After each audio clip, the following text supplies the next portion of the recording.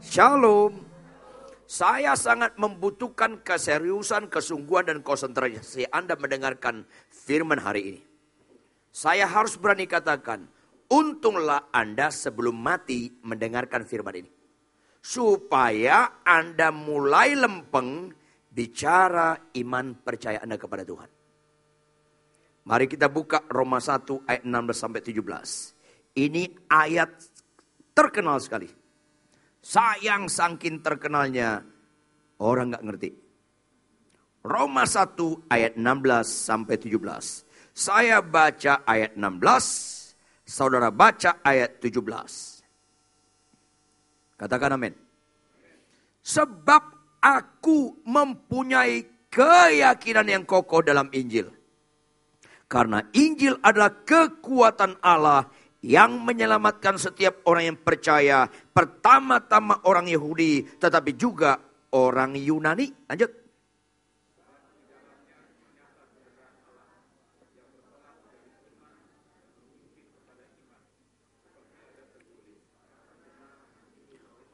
Orang benar akan hidup oleh, kalau tidak dengan iman, orang itu gimana?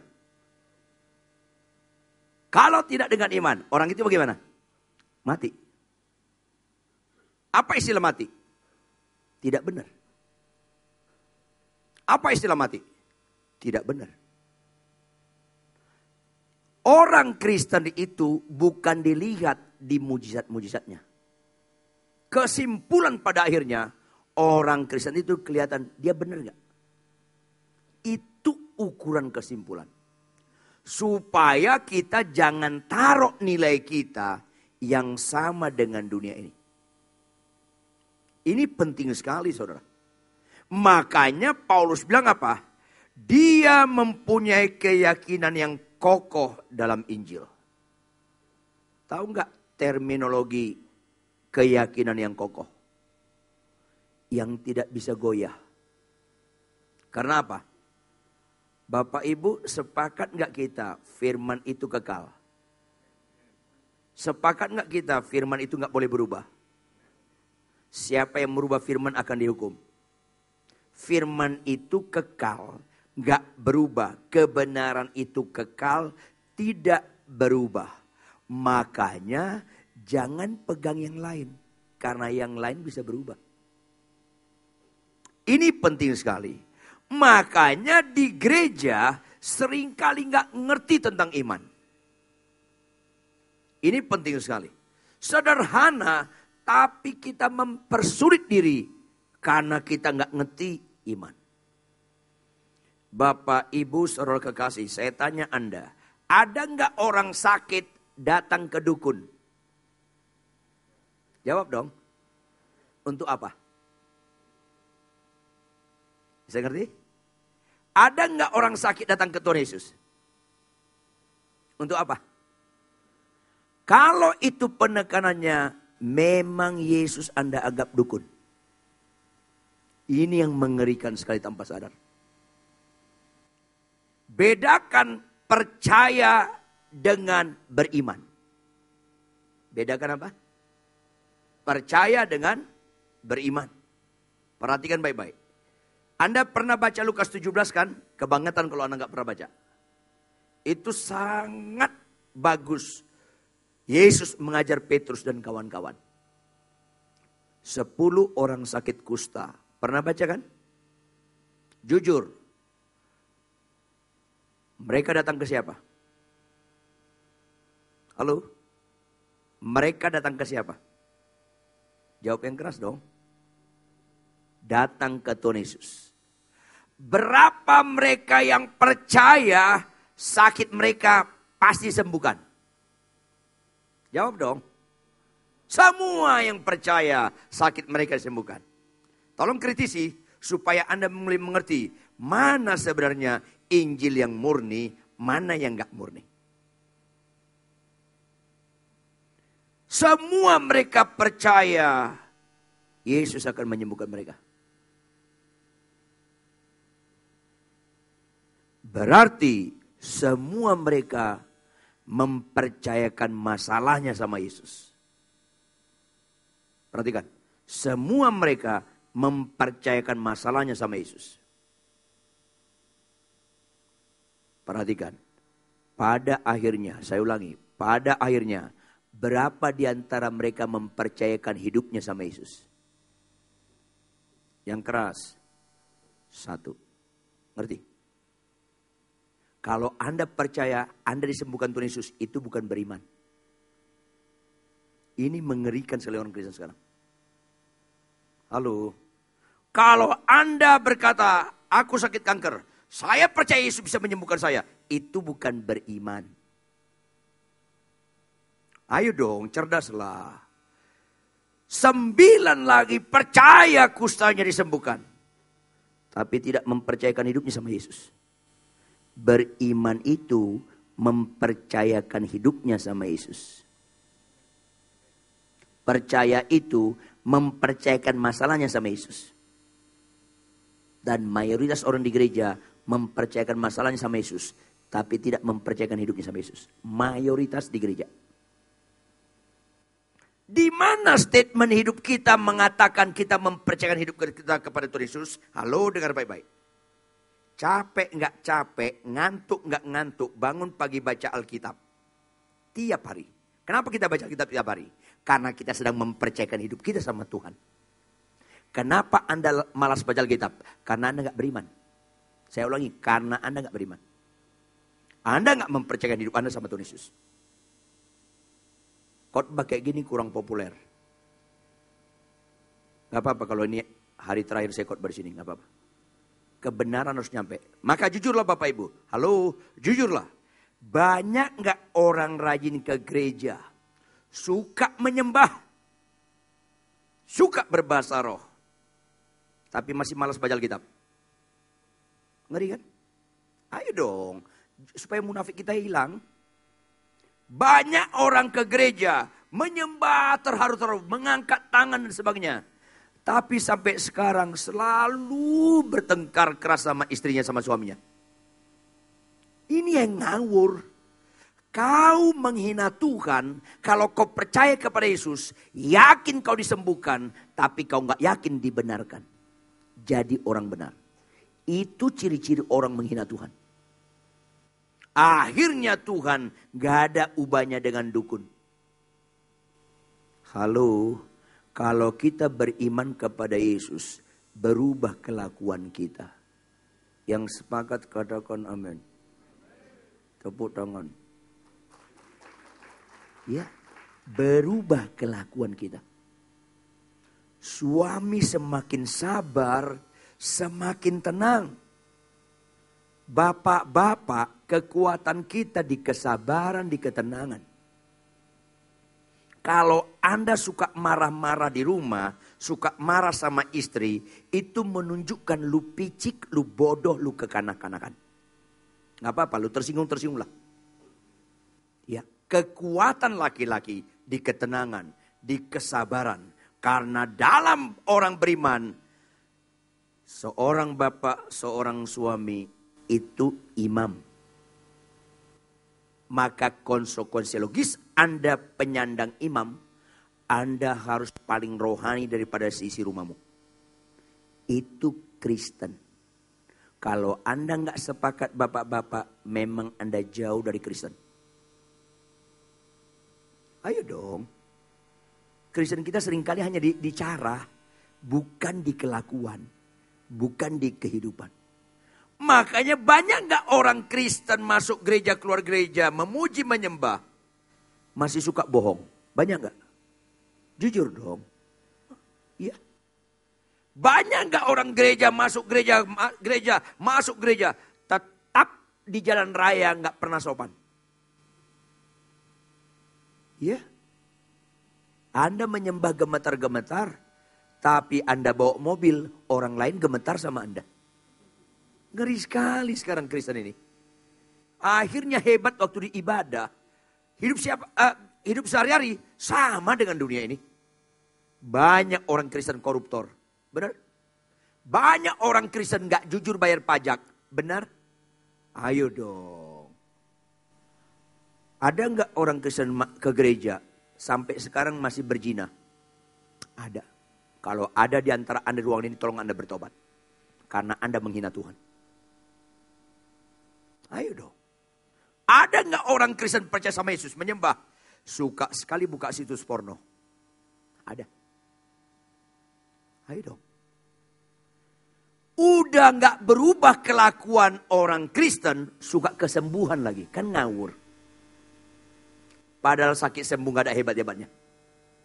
Saya kasih tahu Anda Bapak Ibu, doa kesembuhan hanya boleh sampai limit tertentu. Limit berikutnya doa kesembuhan pembodohan. Limit berikutnya lagi doa kesembuhan penyesatan. Ayo dong. Gak berani khotbah jujur sih.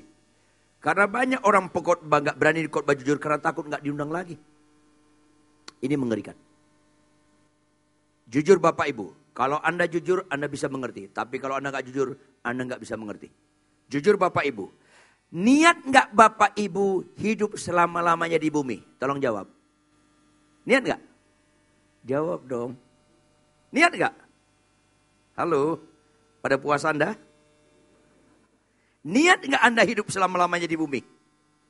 Niat masuk surga gak? Ya niat matilah. Bingung saya lihat orang Kristen. Niat masuk surga tapi mau doa kesembuhan dulu. Kapan lu matinya? Ayo dong, cerdas dong. Niat matilah.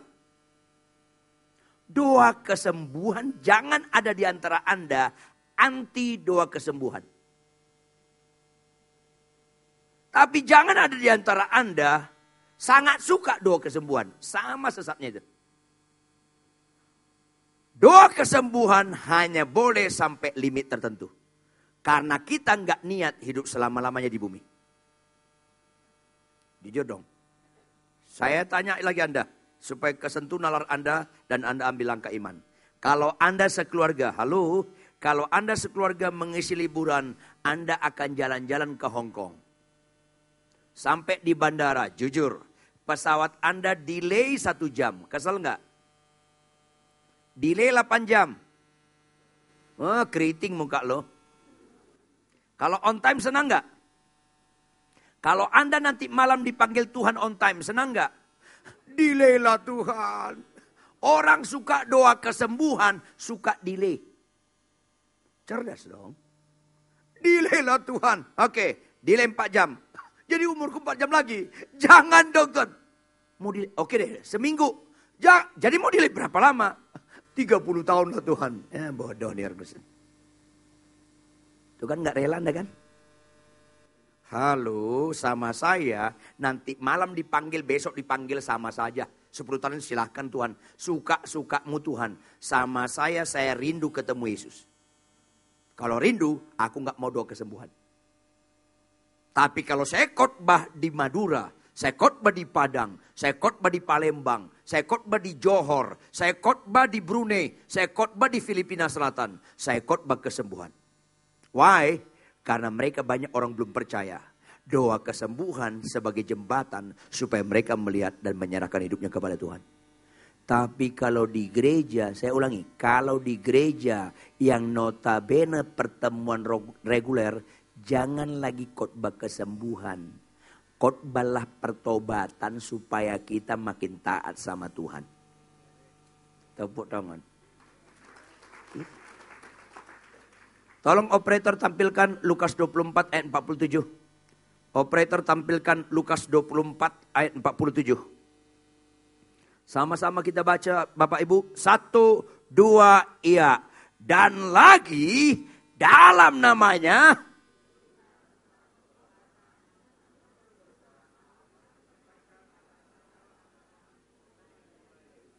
kritisi, berita apa yang harus diberitakan?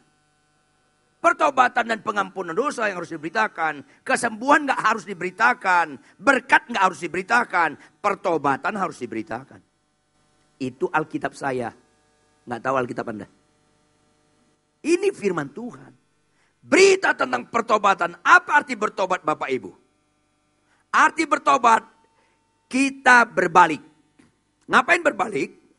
Tadinya kita taat dengan rakus. Akhirnya kita taat sama Yesus gak rakus lagi. Tadinya kita taat dikuasai oleh hawa nafsu seks, akhirnya kita berbalik dan kita mentaati kekudusan.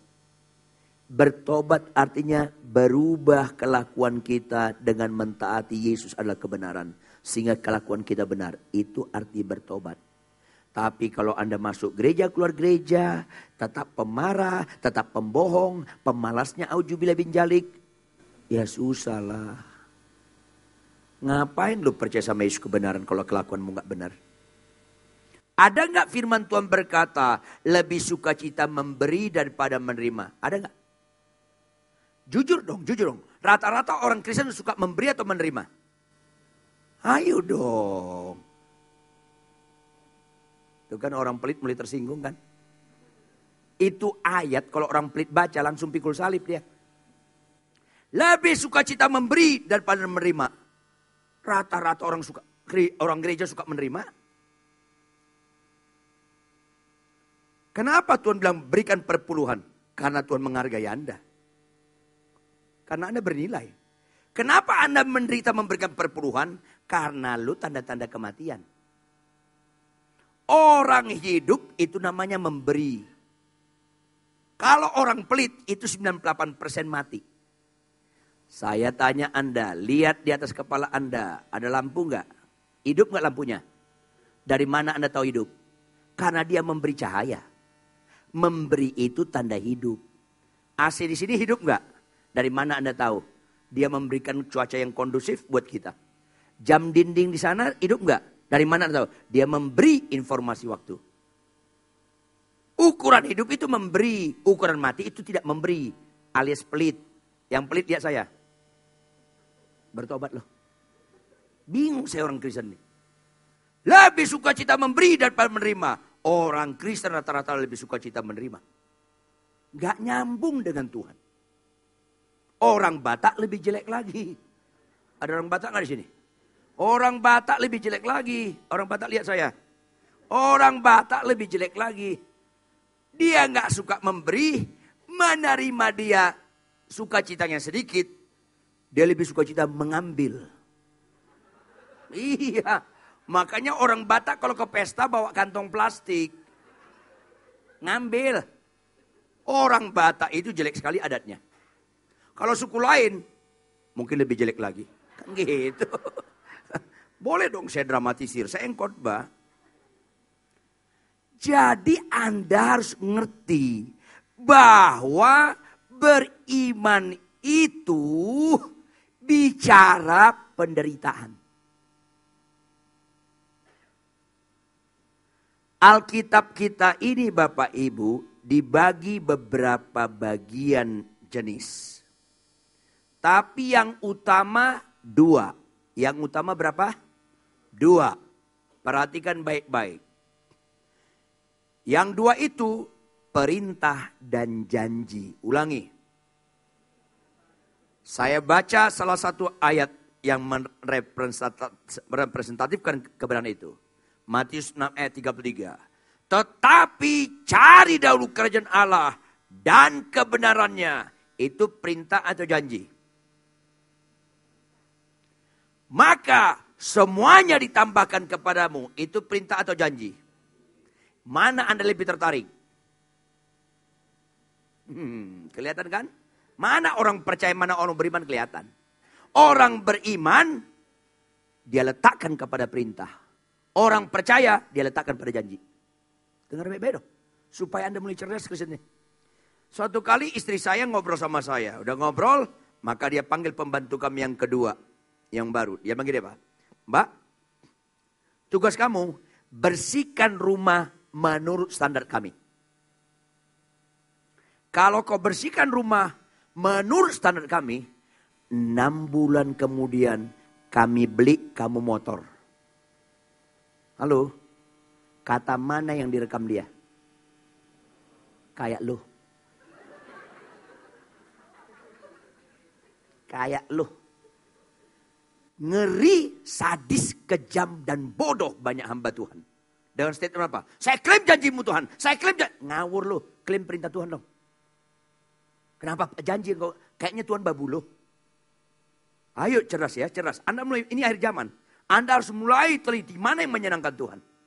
Janji Tuhan, kau disembuhkan. Janji Tuhan, Dia menyertai engkau, Immanuel.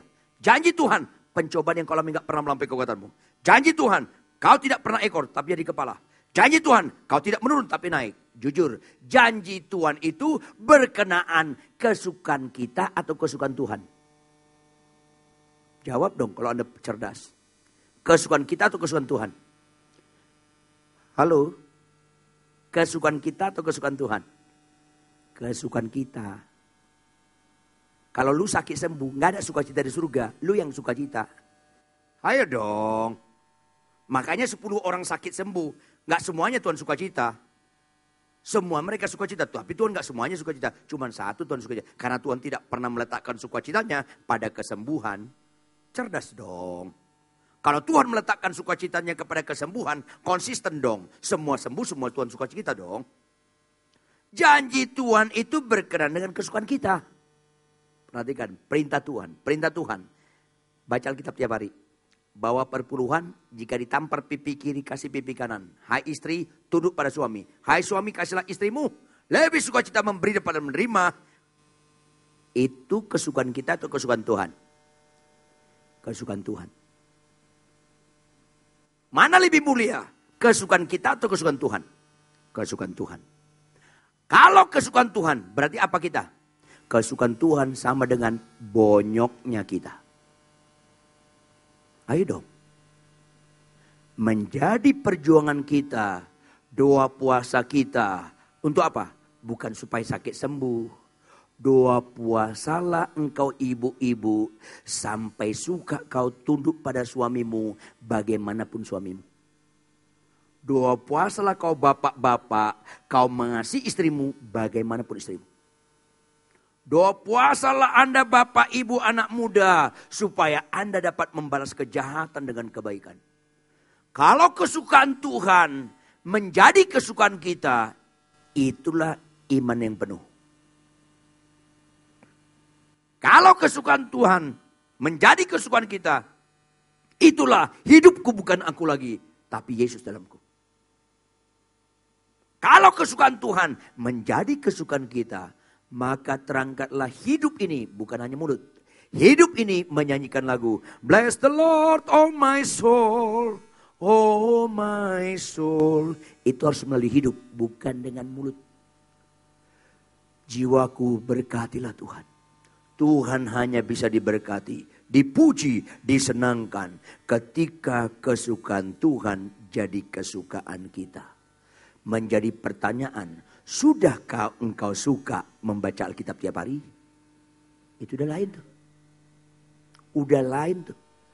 Maka dangkal sekali percaya Anda sama Tuhan kalau Anda percaya sama Dia tapi gak suka dengan kesukaan Dia. Seharusnya kita harus suka, bapak-bapak, kita harus suka dan bergairah mengasihi istri walaupun sekalipun atau apapun terjadi dengan istrimu. Makanya kita buka Roma 4. Yuk kita buka Roma 4. Roma pasal 4. Ayat 18 sampai ayat 25. Roma pasal 4 ayat 18 sampai 25. Beriman itu pengorbanan. Saya baca ayat 18, saudara baca ayat 19 sampai 25 dengan 3 kata kunci Anda perhatikan. Ayat 18. Sebab apa berikutnya? Itu kata kunci pertama. Sekalipun. Sekalipun apa? Tidak ada dasar untuk berharap.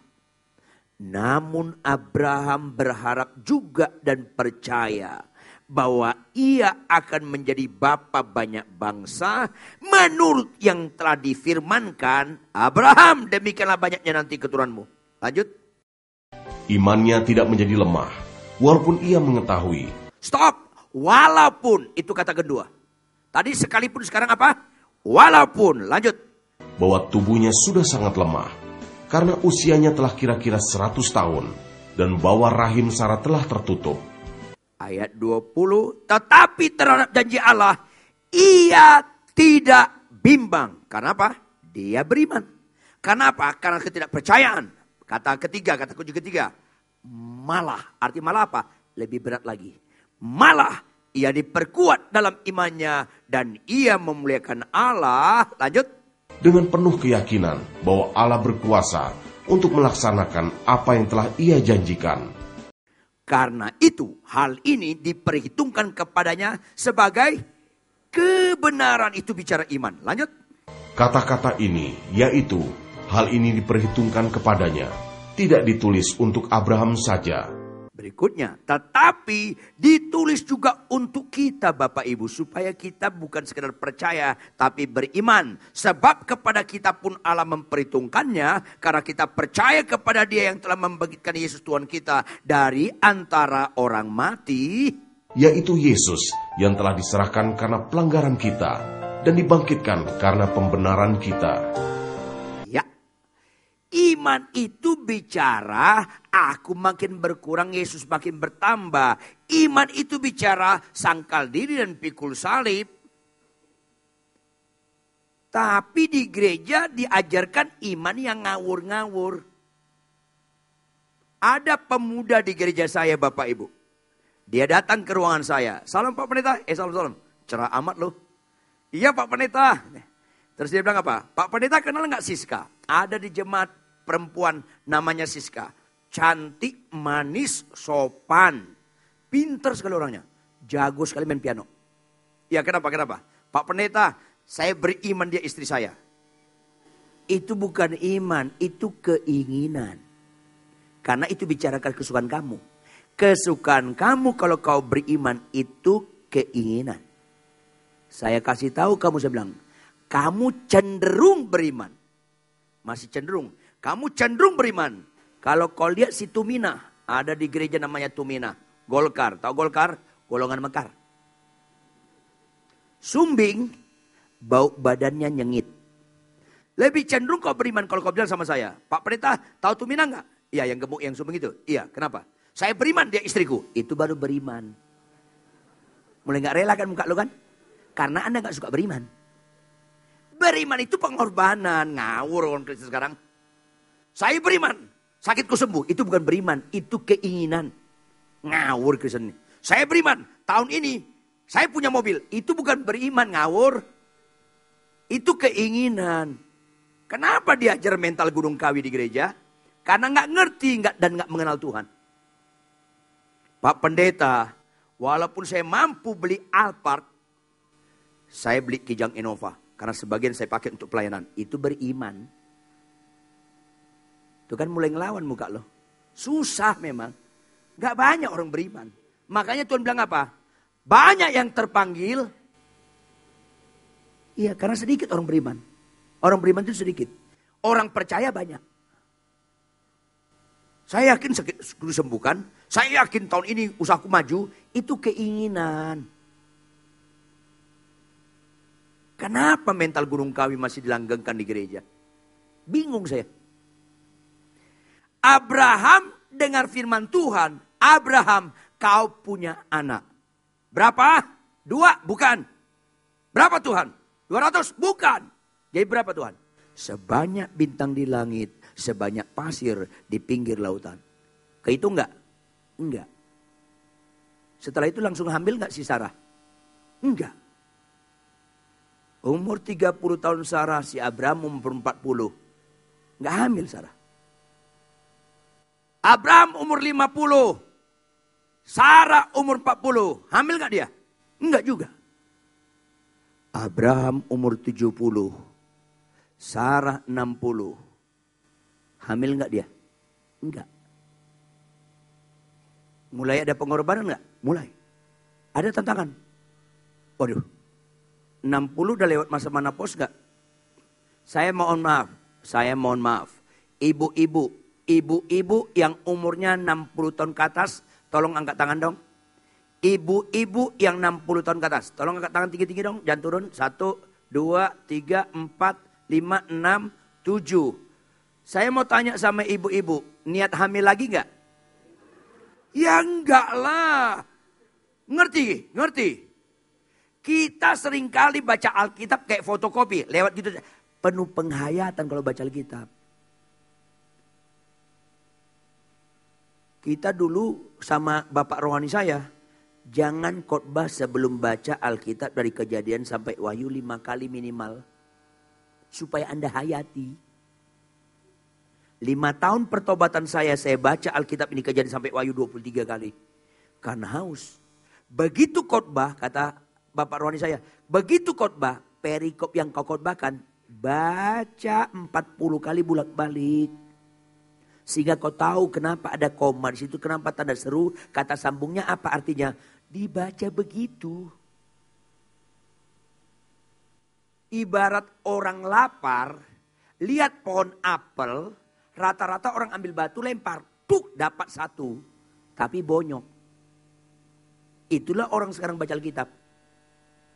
Kata bapak rohani saya, jangan begitu.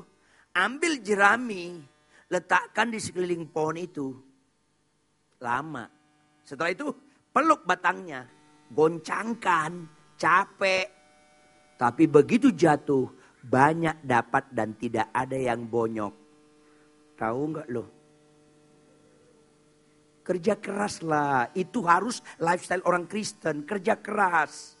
Murid, kerja keras dong. Ini kita udah malas baca Alkitab, sekali baca kayak fotokopi, udah selesai. Tadi baca Alkitab, baca dari mana? Lupa. Udah malas baca Alkitab, lupa lagi. Ya satu kalimat saya katakan, turut berduka cita. Abraham 70, Sarah 60. Tapi Abraham gak goyah. Sekalipun gak ada dasar untuk berharap. Apalagi dasar untuk berharap, gak ada. Udah tua si Sarah. Dan udah lewat masa menopause. Gak ada dasar untuk berharap.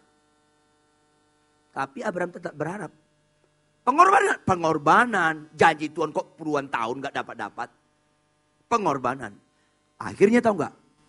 Abraham 100 tahun. Alkitab berkata tubuhnya sangat lemah. Alkitab berkata Sarah karena mereka sekitar 10 tahun, 90 tahun. Rahimnya sudah tertutup. Selesai kan? Maka Abraham tetap beriman walaupun itu penderitaan dan aneh. Walaupun dia. Begitu Allah dalam bentuk teofani. Tahu teofani? Allah menampakkan diri sebagai manusia. Datang. Abraham. Tahun ini. Sarah istrimu. Bunting. Sarah dengar gimana? Kau tahu dia. Lu ngejek lu kan. 90 tahun bunting. Apa kata dunia? Nyambung gak? Hamil 90 tahun itu penderitaan. Coba ibu-ibu tadi. Misalnya gak usah 90, 70 tahun. Ibu-ibu 70 tahun. Ngomong sama keponakan. Kok perut gue kayaknya makin gede ya. Kayaknya gue hamil. Apa kata keponakan? Bukan kiume. Tahu kiume gak ya? Ngai punya istri orang Chinese Toto. Mertua saya dari Cungko. Haknyin. Keren. Kiume itu bahasa Jerman Latinnya nantulang. Tante. Itu bahasa Jermannya itu. Kiume itu istrinya Kiu. Gak ada hubungannya dengan PQ. Tante itu bukan hamil. Tapi gue, nih kan 3 bulan udah makin mendung. Tante itu tumor. Ngerti gak? Sakit sekali. Umur 5 bulan. Ada yang bergerak-gerak. Tante itu cacing. Kalau nggak percaya, coba ibu-ibu bercanda nanti sama keponakan Anda. Yang ibu-ibu tadi 60 tahun ke atas. Gue hamil. Bercanda lu tante. Bener. Nggak mungkin. Ini melendung. Tumor. Penderitaan bagi Sarah. Makin melendung. Tuh kan. Akhirnya keponakan misalnya. Ayo kita ke dokter. Ayo kita ke dokter. Kita periksa. Ayo kita periksa. Sampai di dokter. Dokter gimana? Mbah. 90 tahun. Mbah nggak hamil. Ini dokter kandungan. Periksa saja. Bawa tantemu ke dokter ini. Internis. Digituin loh. Enggak, dia bilang hamil. Dok saya hamil. Enggak. Akhirnya keponakan Anda bilang apa? Tolonglah dok, supaya menguatkan dia. Tolonglah periksa. Kasianlah, terpaksa dia periksa. Begitu periksa, hamil. Kagum gak mereka? Enggak. Jadi tante hamil. Itu kan gue hamil kan? Tante kurang kerjaan loh. Serba salah. 70 masih hamil. Kok genitnya sempurna sih tante? Serba salah. Anda gak mau menghayatinya. Kalau 90 jalannya bongkok. Kalau hamil jalannya gini loh. Kan aneh 90 jalannya bawa tambur 17 Agustusan. Kan aneh dong. Itu penderitaan. Iman itu bicara penderitaan. Kenapa orang gak cerdas? Yang kita sukai kita beriman dapat. Itu bukan iman, itu keinginan. Jangan ngawur-ngawur lah. Makanya lebih banyak orang sakit sembuh mati masuk neraka daripada masuk surga. Kenapa gak berani khotbah benar? 10 orang sakit kusta, semua sembuh. Ekstrim, bukan 5 masuk surga, 5 masuk neraka. Bukan 6 masuk surga, 4 masuk neraka. 1 masuk surga, 9 masuk neraka. Karena orang sakit mau sembuh, tapi gak mau benar. Ayo dong. Berimanlah pada perintah Tuhan, bukan pada janji Tuhan. Anda beriman pada janji Tuhan, itu tahap awal sekali. Kalau sudah percaya, Tuhan sembuh gak penting sama saya. Tapi dapatkanlah saya di gereja, di rumah, di jalan raya, di kantor. Aku tetap menjaga kekudusan. Itu iman.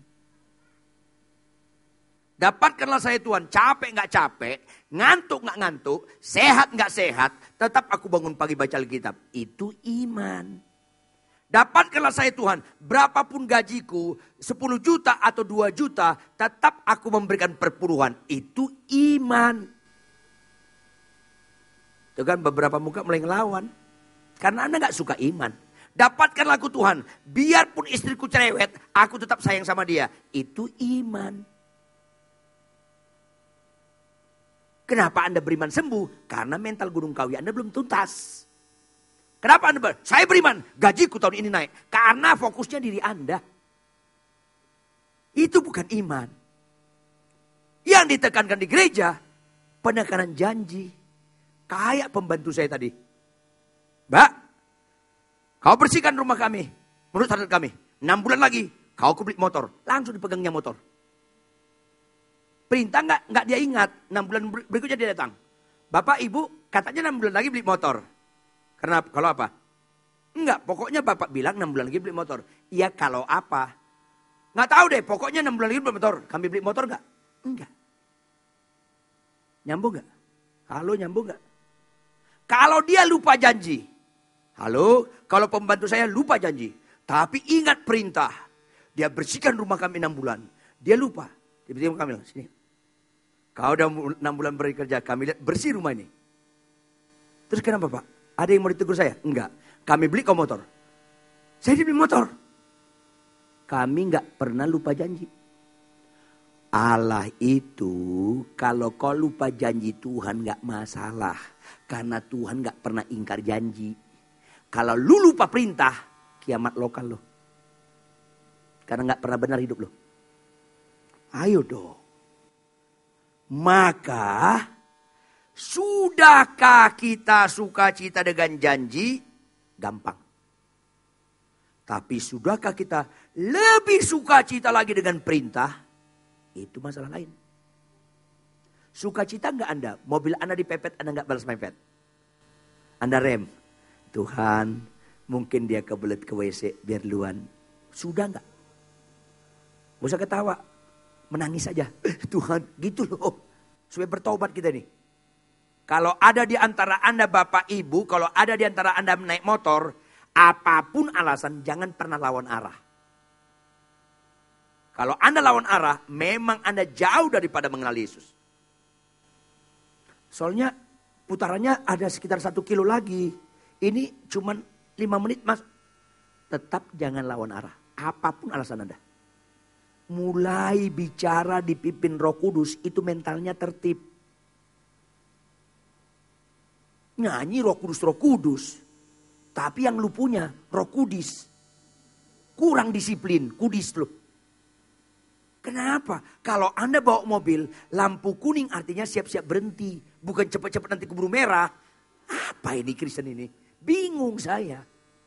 Kalau Anda di jalan ke tol ke Bandung, macet, jangan ambil bahu jalan. Itu untuk darurat.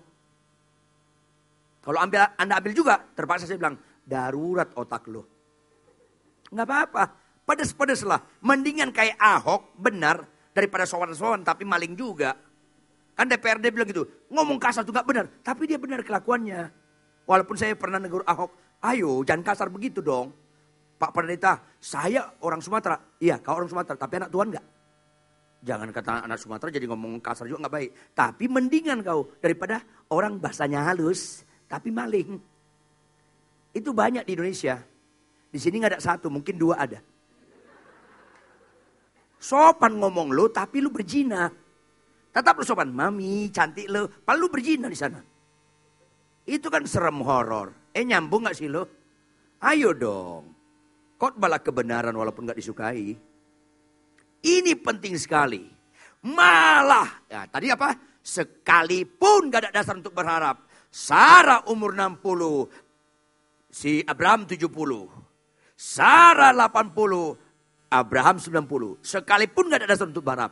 Tapi dia tetap percaya. Berikutnya. Abraham 100. Lemah. Si Sarah 90. Lemah. Dan rahimnya tertutup. Walaupun. Itu hebat. Yang ketiga apa? Malah. Itu berat lagi. Waktu Sarah membawa anaknya umur 1 tahun. Dia 92 tahun. Karena dia hamil 9 bulan. Kalau hamil 2 jam gak ada masalah ya. Ini 9 bulan. Kemudian di 92. Dia bawa anaknya 1 tahun jalan-jalan. Orang bilang apa? Mbah, ini cucuku berapa? Sakit enggak?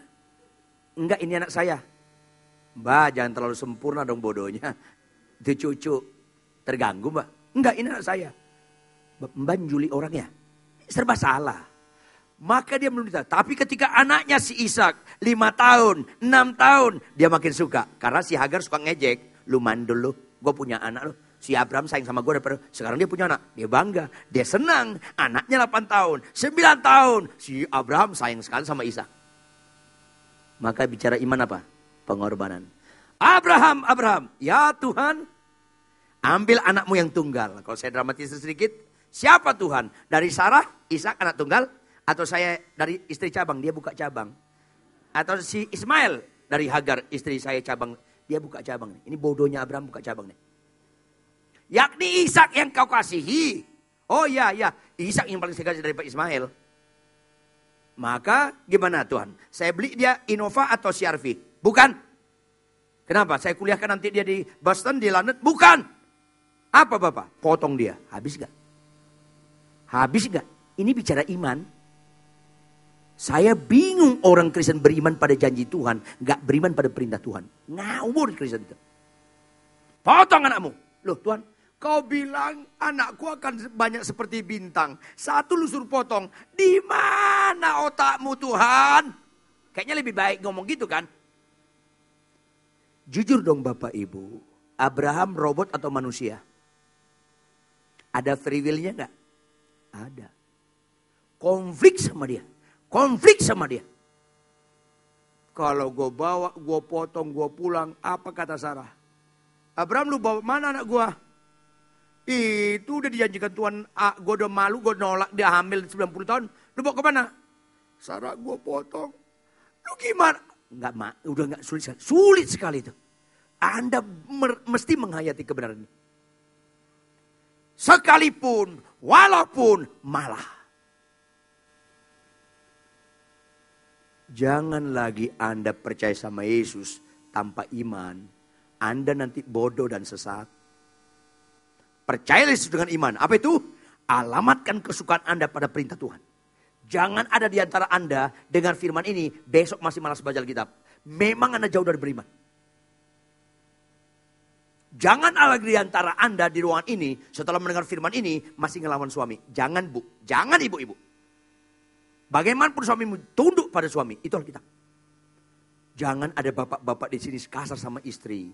Bicara beriman, berubah kelakuan Anda. Bukan soal sakit sembuh, bukan makin ekonomi makin baik, bukan. Karena orang benar hidup oleh karena iman. Orang iman itu jadi benar orangnya. Itu Alkitab. Makanya Abraham diperhitungkan sebagai kebenaran. Ini penting sekali. Mulai beriman itu di mana? Halo, saya masuki lebih dalam lagi. Beriman itu dimulai di mana? Di perkawinan. Ulangi di mana? Di perkawinan. Karena menerapkan firman Tuhan di depan istri, depan suami, itu jauh lebih berat daripada apapun. Makanya saya bilang, banyak bapak-bapak kasar sama istrinya, tapi lembut sekali sama istri orang. Dan pura-pura gak nyambung, lihat. Itulah pemain sinetron orang Kristen. Saya selalu bilang, mau lihat rohani saya Bapak Ibu, jangan lihat waktu khotbah. Rata-rata orang khotbah gampang sekali rohani. Kalau kalian mau lihat rohani saya, tinggal di rumah saya 6 bulan. Gak bayar. Lihat sehari-hari kami. Ini bicara iman. Gampang khotbah bagus, menyembah bagus itu gampang. Karena rata-rata orang Kristen pemain sinetron. Gampang sekali. Jangan lihat hamba Tuhan hebat kalau dia mendoakan orang lumpuh berjalan. Bukan. Bukan itu ukuran hebat. Karena iblis bisa menyembuhkan enggak? Bisa. Anak buahnya yang terkecil pun, ponari namanya, bisa menyembuhkan. Benar. Supaya Anda memindahkan kekaguman dunia ini kepada kekaguman surgawi. Ini harus keras dan berulang-ulang dikhotbahkan. Karena banyak gereja udah terlalu jauh dengan kesukaan Tuhan. Selalu kesukaan kita yang kita umbar. Sakit sembuh, miskin kaya, yang gak punya rumah dapat rumah. Kenapa itu penekanan? Kenapa gak penekanan? Yang pemarah lemah lembutlah. Yang sombong rendah hatilah. Yang pelit memberilah. Yang pembohong jujurlah. Yang suka berzina. Suka buka situs porno. Jaga kekudusanmu. Yang homoseks, lesbian, jangan ulangi. Itu khotbah. Supaya berubah kelakuan kita. Dalam rumah tangga itu yang paling sulit. Makanya lembaga pertama Tuhan ciptakan, lembaga perkawinan Adam dan Hawa. Saya tanya Anda Bapak Ibu, Adamnya berapa? Hawanya berapa? Iya, jangan lihat buka cabang loh. Saya kasih tahu untuk Anda, gak bosan-bosan saya. Orang paling sempurna bodohnya di dunia nyeleweng. Saya ulangi, orang paling sempurna bodohnya di dunia nyeleweng. Maafkan saya, kalau kakimu pincang, kau sumbing, kau buta huruf, itu gak hina. Nyeleweng itu hina. Kalau kau sampai mati gak punya rumah, sampai mati gak punya mobil, itu gak hina. Tapi kalau kau anak-anak melawan orang tua, itu hina. Kalau kau bapak-bapak kasar sama istri, itu hina. Kalau kau ibu-ibu melawan suami, itu hina. Karena menunjukkan kau gak suka kebenaran. Gak benar itu hina. Sumbing tidak hina. Lu kanker diabetes itu tidak hina. Tapi kalau kau suka menipu berbohong itu hina. Supaya pikiran Kristus jadi pikiran kita. Maka saya ingatkan. Kenapa di perkawinan? Karena di situ kau melakukan firman. Itulah murni. Karena saya ulangi. Gak ada orang menikah dengan orang yang cocok. Yang anak-anak muda, dengar baik-baik ya. Gak ada orang menikah berdasarkan cinta. Gak ada. Saya gak bosan-bosan cerita sama anak muda. Tahun ini saya 35 tahun jadi hamba Tuhan. 30 tahun dosen teologi. Setiap orang mau apa, saya bilang, kamu mau menikah? Iya. Sama siapa? Ada nih perempuan saya cinta sekali. Enggak, lu gak cinta. Oh saya cinta, sudah pacaran 3 tahun. Enggak lu cinta tuh. Oh cinta? Enggak. Gak ada aku cinta padamu waktu pacaran itu gombal. Katakanlah aku cinta padamu kepada orang yang kau nikahi. Bukan orang yang kau pacari. Nyambung gak? Kalau kau menikah 10 tahun ke atas. Itu cukup waktu mengenal pasanganmu dengan segala pencak silatnya. Ngomonglah cinta baru cinta. Kita suka pepatah nanggung. Tahu pepatah nanggung? Tak kenal maka tak sayang. Makin kenal makin gak sayang. Kan gitu kan. Dan pura-pura gak nyambung lah. Dan siapapun istrimu, saya ulangi, siapapun istrimu, siapapun suamimu, minimal punya 2 sifat yang Anda jengkeli. Minimal. Anak-anak muda tunggu tanggal mainnya. Siapapun istrimu, siapapun suamimu, minimal punya 2 sifat yang Anda jengkeli. Catat dong. Ketika saya mimpin seminar tentang perkawinan, datang ibu-ibu, nangis dia. Pak Pendeta, aku dengar firman Tuhan. Bapak bilang 2, suamiku punya sifat yang saya jengkeli. 8 Pak Pendeta. 8? Iya. Oh, saya bilang 2 itu minimal, bisa 12. Saya kasih tahu Anda Bapak Ibu, apa itu iman? Dengar baik-baik. Apa itu iman? Makin gak cocok kau dengan suamimu, makin gak cocok kau dengan istrimu, itulah yang paling cocok. Nah, kalau kau begini jarang, amin, jarang Anda melotot.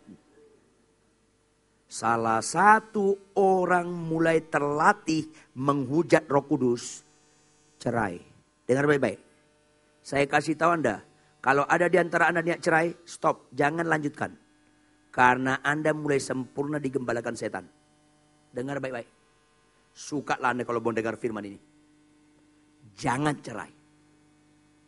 Sekalipun, walaupun malah. Istri saya si Homilin, saya paling sulit 2 sikap dia. Satu apa? Dia super sangat bersih sekali banget. Yang kedua, saking bersihnya dia perfeksionis jadi lambat. Itu menderita saya. Lu jangan ketawa, ini penderitaan. Saya latar belakang saya kuliah teater, kuliah musik. Saya dosen drama musikal sebelum sekolah teologi. Saya bisa main piano dulu sampai jam 2 malam. Pulang dari pub main piano. Dengan baju yang sama tidur. Saya super jorok. Ketemu sama si Homilin. Ngai punya istri manusia langka itu. Oh ini Aiwo. Dia sarjana teknik kimia. Halo, 5,5 tahun kami pacaran. Nggak sebentar, 5,5 tahun. Begitu kami menikah, langsung datang Satria Baja Hitam. Berubah. Lu ketawa, gue menderita. Pak, setiap masuk rumah cuci kaki dulu. Loh, peraturan apa nih? Papa, setiap masuk rumah cuci kaki. Di luar itu banyak kuman. Kacamatanya cuma 1, kimia. Akibatnya 10 kali keluar rumah, 10 kali cuci kaki. Itu rumah saya. Konflik, dan konflik. Begitu datang pelayanan, langsung di luar. Pak, cuci kaki Pak. Ada keran di depan. Cuci kaki. Setelah cuci kaki tahu. Kita masuk, dia tahan. Pak, langsung kamar mandi, kamar. Di kamar mandi, kamar. Gak boleh saya kesentuh baju luar saya dengan kursi. Gak boleh. Itu kuman semua itu baju. Kalau saya pakai luar saya duduk, itu kiamat lokal. Geleng-geleng kepala saya. Sampai di kamar mandi, Pak itu ada baju rumah, baju tidur. Papa habis mandi, silakan pakai yang mana. Pakaian luar langsung diungsikan. Gak boleh, langsung tertutup. Itu istri saya. Kalau Anda kurang kerjaan datang ke rumah saya, cari lemari manapun. Lemari manapun Anda cari, geser. Lantai bekas di bawah lemari tadi, Anda letakkan tangan Anda gosok. Saya jamin sedikit pun di tangan Anda gak ada debu. Di rumah kami gak ada debu. Di atas lemari, di atas jam dinding, di atas AC, lu giniin gak ada debu di rumah kami. Makanya di rumah kami 2 yang menderita. Saya dan debu menderita. Lu enak, gue menderita. Itu istri saya. Piring tidak boleh dicuci siapapun. Yang boleh cuci piring di rumah hanya istri saya. Itu hukum Tauratnya. Jemaat kami makan di rumah, makan rame-rame. Terus jemaat bawa. Terus saya bilang apa? Jangan dicuci. Oh Pak Pendeta, kita makan. Jangan dicuci. Saya nggak jelaskan kenapa. Jangan dicuci. Gak usah. Ada yang cuci. Enggak, mereka cuci. Saya diam. Istri saya diam. Mereka pulang, diturunin semua itu. Diturunin lagi. Hanya istri saya yang boleh cuci piring. Satu piring lama banget nyucinya. Garpunya garpu tusuknya 4, dicuci satu persatu. Itu istri saya. Itu manusia langka. Harus dilestarikan. Setelah dicuci, dibilas. Setelah dibilas, direndam pakai air panas. Itu istri saya. Setelah direndam pakai air panas, diambil penjepit. Diambil satu persatu pakai jepitan. Diletakkan ke rak piring tiris. Rak piring kami 2. Bukan sok kaya. Itu hukum Taurat dia. Di rak piring tiris lebih kurang 1,5 jam. Dia pakai sarung tangan. Dia pegang, dia lap. Dia lap satu persatu. Setelah semua dilap, sendok, garpu, gelas, piring dibungkus kayak lemper. Itu istri saya. Punya kain warna putih yang steril dibungkus. Ketika mau makan, dilepaskan, disiram lagi pakai air panas. Saya bilang, "Mah, saya hafal doa Bapak kami. Salah satu, jauhkanlah kami dari pencobaan. Kalau gini bersihnya, kau deketin gue dengan pencobaan. Gue makan di luar, mencret." Standarnya terlalu tinggi, capek saya. Halo, saya kasih tahu Anda.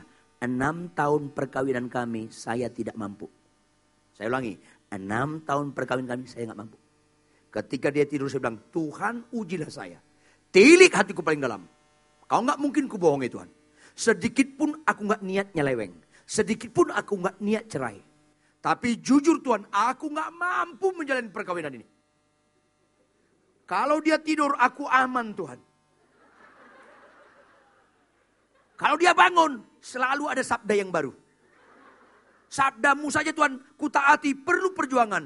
Tambah sabda dia, nggak mampu saya Tuhan." Saya jujur sama Tuhan. Apa adanya saya. Apa kata Tuhan? "Ridwan, segala sesuatu dari saya." Maksudmu Tuhan, istrimu dari saya. Perlu nggak saya minta petunjuk sama kamu? Saya minta ampun. Jadi karena dari saya, itu nggak pernah salah pilih. Amin Tuhan.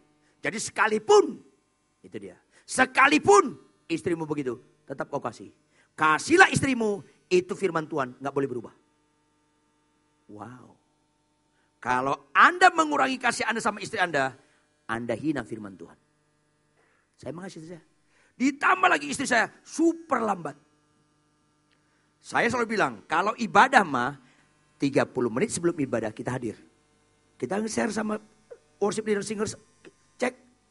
Ada yang gak beres satu yang apa? Biar sepakat kita melayani bagus. 1 jam kami udah siap.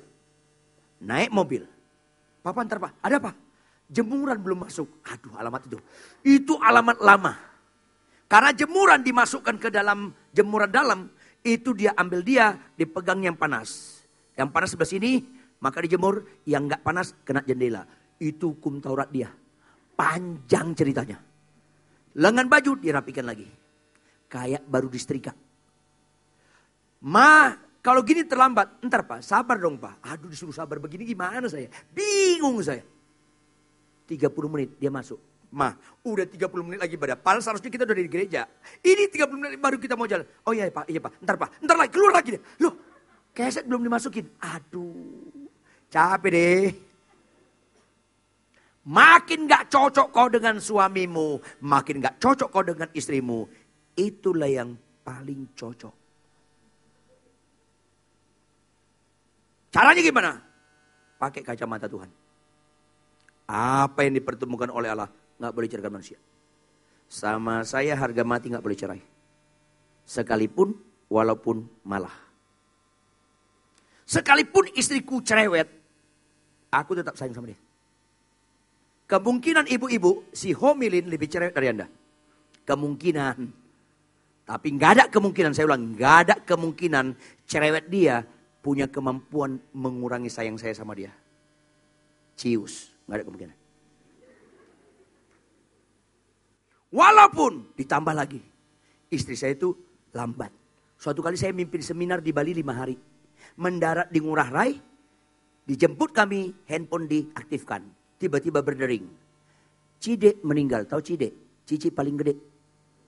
Meninggal. Oh, balik. Ma, ayo kita beli tiket, kau pulang. Dia berangkat pulang sampai di sini. Kemudian malamnya dia bilang, Pak, Cidek dikuburkan 7 hari di rumah duka baru dikuburkan. Oh gitu. Karena ini mari kamu nyusul lagi kembali, besok pagi. Iya Pak, iya Pak. Besok pagi telepon. Ma dari mana? Udah di lounge Pak. Oke. Berapa lama lagi pesawatnya? 1,5 jam lagi. Oke. Ma tolong dengar ya, kalau boarding dengar ya Ma ya. Nanti pas Mama boarding telepon saya. Supaya diatur jemputan. Iya Pak, iya Pak. Ma tolong ya. Iya Pak, Ma tolong. Papa gak percaya, bukan gak percaya. Sayang banget gua sama lu. Ayo. 1 jam gak ditelepon. 1,5 jam gak ditelepon. Saya telepon gak diangkat. Saya telepon diangkat. Lu mah kok bulan, Pak, aku ditinggalin pesawat. Aduh. Ma, gak ada ditinggalin pesawat. Mama yang ninggalkan pesawat. Mama kemana? Iya, 10 menit mau masuk pesawat, aku ke toilet. Aduh. Iya Mama yang ninggalin pesawat, bukan pesawat yang ninggalin Mama. Mama itu memang cocok sekali sama saya. Cocok sekali.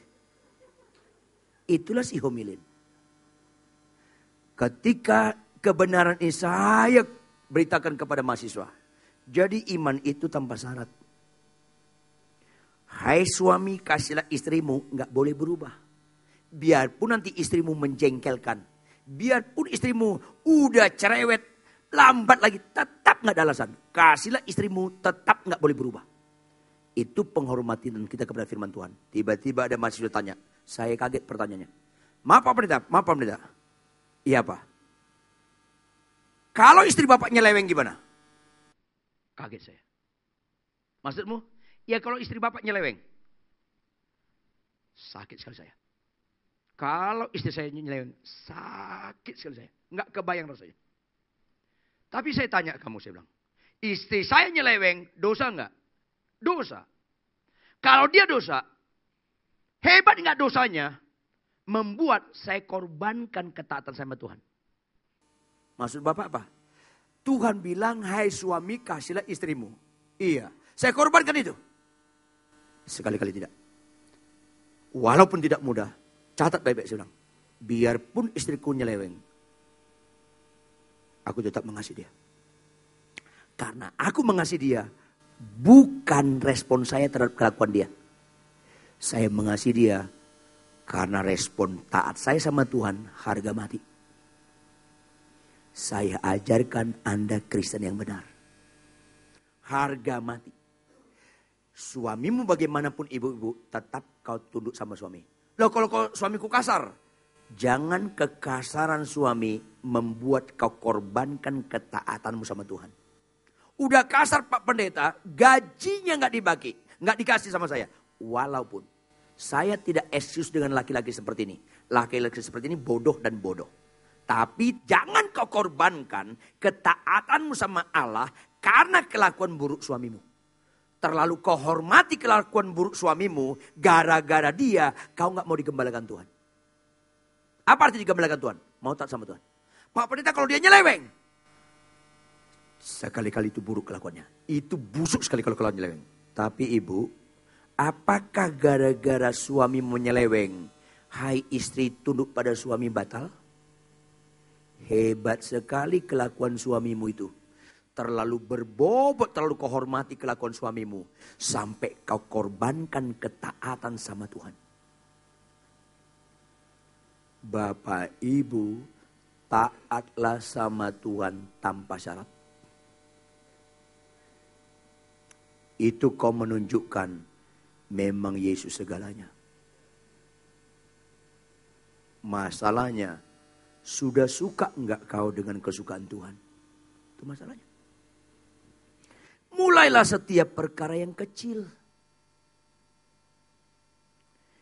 Capek enggak capek, ngantuk enggak ngantuk, baca Alkitab tiap hari. Mulailah setiap itu. Mulailah setiap perkara yang kecil. Jangan balas kejahatan suamimu, istrimu. Marah suamimu, marah istrimu, jangan balas. Mulai setiap perkara yang kecil. Karena hidup ini kita akan bertanggungjawabkan kepada Allah. Sama saya, harga mati taat sama Tuhan. Sekalipun, walaupun malah.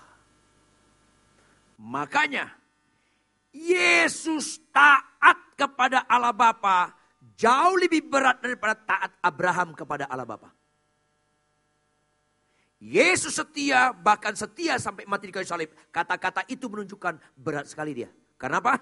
Yesus dengan Allah Bapa dari kekal, karena dia tidak punya titik awal. Dari kekal, gak pernah pisah.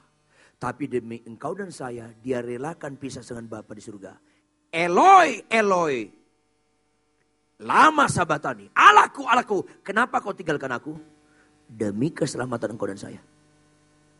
Jauh lebih berat daripada Abraham memotong anaknya. Bapak Ibu, bagian akhir catat baik-baik. Mana lebih berat? Motong anak atau mengasihi istri? Lebih berat memotong anak, Bapak Ibu. Maka yang disuruh Tuhan kepada kita nggak mungkin lagi motong anak, hanya Abraham itu. Kalau Tuhan bilang sama saya, Ridwan anak lu kan dua, si Aseng Huta Barat dengan si Amoy Huta Barat. Iya, kenapa Tuhan? Ambil dari Bandung, bawa ke parkiran Pondok Indah, potong, nggak mau Tuhan. Potong, nggak mau. Potong, nggak mau. Tetap saya bilang nggak mau. Makanya suara itu nggak pernah datang ke saya. Mungkin ke lo ya, ke saya nggak.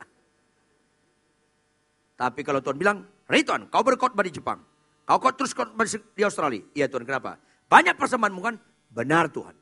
Sebagian besar potong. Kasih hamba-hamba Tuhan berdalam. Saya lakukan Tuhan. Kami tidak pernah memperkaya diri dengan pelayanan. Kami sedang mengerjakan apa yang Tuhan kehendaki. Tapi kalau motong anak, saya nggak mau. Pokoknya nggak mau. Di Sultan mungkin nggak mau. Makanya suara itu nggak pernah datang ke saya. Makanya Bapak Ibu ini penting sekali. Anda taat yang kecil-kecil. Yang makin berat, makin gak cocok sama Anda, itu cocok. Buang cara sudut pandang yang lama. Penutup. Makin sulit kau dengan istrimu, makin sulit kau dengan suamimu, makin bangga kamu. Itu kata Alkitab. Ada dua ibu, ada berapa ibu? Dua ibu. Anak mereka satu sekolah di SMA. Tolong perhatikan baik-baik. Satu sekolah SMA. Mereka lulus dua-duanya. Dua-duanya cari perguruan tinggi. Halo, saya tanya Anda. Yang satu masuk Harvard University. Pernah dengar Harvard? Jujur, berat gak masuk situ? Sulit gak? Kuliahnya sulit gak? Dapat gelarnya sulit gak? Serba sulit. Yang satu anak, ibu yang satu lagi, ibu yang kedua, masuk di UBT. Pernah dengar UBT? Boleh saya dramatis sedikit ya? Universitas baru terdengar. Gampang masuknya. Gampang kuliahnya. Gampang dapat gelarnya. Jujur, ibu yang mana bangga terhadap anaknya? Tolong jawab. Ibu yang mana? Harvard. Pala anaknya penuh kesulitan. Bu, anak ibu kuliah di mana? Di Harvard dong. Bangga dia. Pala anaknya penuh kesulitan. Kalau ibu yang lain? Kalau ibu? Yang jelas bu? Di mana? Minder dia. Ngerti? Halo. Makin sulit kau dengan istrimu, makin sulit kau dengan suamimu, bangga Tuhan. Karena lu lagi di Harvard. Amin. Maka mengucap syukurlah dalam, jangan bohong loh. Bersukacita selantar. Karena kesulitan tidak pernah menghilangkan sukacita kita. Malah makin sulit, makin berat, makin sukacita. Ubah paradigma tata nilai Anda. Maka penutup, orang benar tidak mengejar berkat. Orang benar dikejar berkat. Orang benar tidak mengejar kesembuhan. Orang benar dikejar kesembuhan. Maka jangan fokuskan lagi diri Anda kepada berkat. Itu nyanyian kita pertama. Berkat-Mu yang telah ku terima. Berikutnya. Mana kata keterangan waktu? Sempat. Sempat itu sebentar atau selama-lamanya? Kagumlah kesembuhan sebentar. Sempat. Kagumlah kekayaan sebentar. Tapi pada perintah Tuhan kagumlah sampai mati. Karena perintah Tuhan yang membuat kita taat. Perintah Tuhan yang bisa merubah kelakuan kita. Perintah Tuhan yang bisa buat kita kudus dan benar. Bangkit berdiri, tepuk tangan yang keras buat Tuhan.